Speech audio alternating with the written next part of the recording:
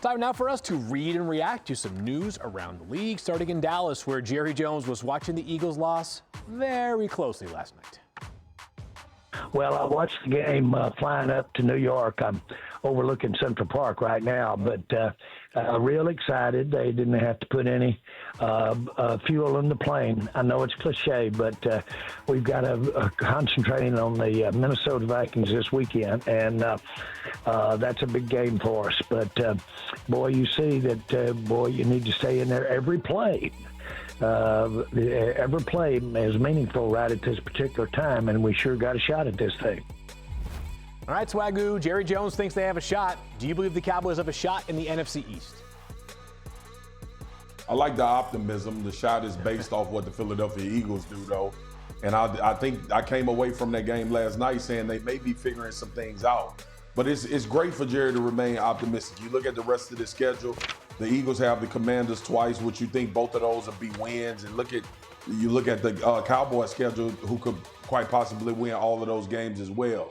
I didn't think we would be here at this point, babyface, but we are, with an opportunity for Dallas to actually be in the seed one for the NFC East, which is absolutely diabolical at this point. Swagoo, all you can ask for in life is an opportunity. The Cowboys at least have one of those. Just a chance, man. Just a chance. Let's go to Cleveland now, where the Browns have perhaps unsurprisingly announced Shedeur Sanders will be their starting quarterback for the remainder of the season. Browns defensive end Alex Wright has full confidence in his rookie quarterback. He brings an energy of his own. Like, Shedeur has been the same person since he stepped foot in Cleveland. Like, there's nothing changed about him. He's always the happy-go-lucky person that's in the locker room, always shaking people's hands, making jokes and stuff like that. And then when it's time to, put on the pads and put on the helmet, it's time to work. Like, even when I come into the facility, I see him in the office every day with Coach Stefanski, like, just going over film. I see him in there asking questions, and he's not afraid to ask questions. So just for him to be, that poised rookie and stuff like that, that's not afraid to go out there, and throw the football. Of course, he's a rookie. There's always going to be mistakes in the game of football. Good stuff right there, Dan. Do you like what you've seen from Shedeur so far? I do. He's playing faster. That's probably the biggest gripe of him coming out of school. So this is the traditional under center bootleg. The big thing is after the fake, you got to snap your head, find that end man. He does. Don't keep running. Put your foot in the ground. Number one, the flat route is taken.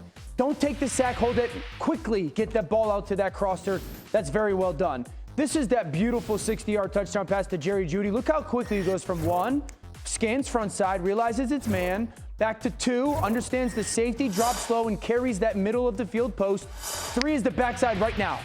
Man, that's awesome. We see that from high-level starting quarterbacks in the NFL. Very well done by Shedeur.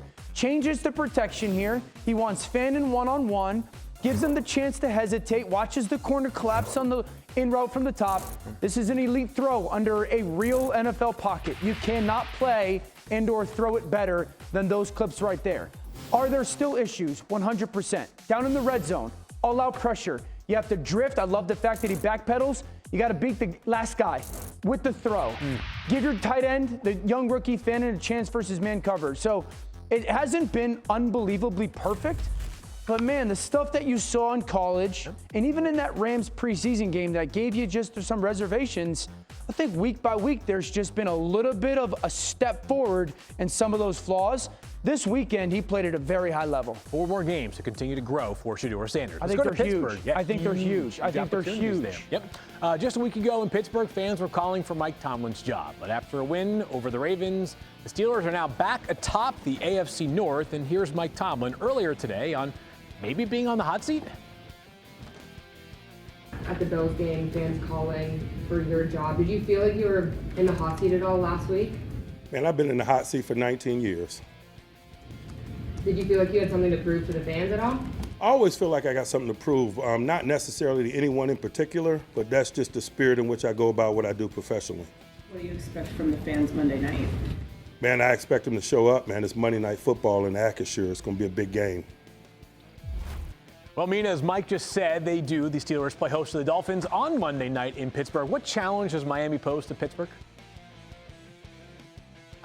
Man, I know the Dolphins' record is what it is. They're likely out of the playoffs.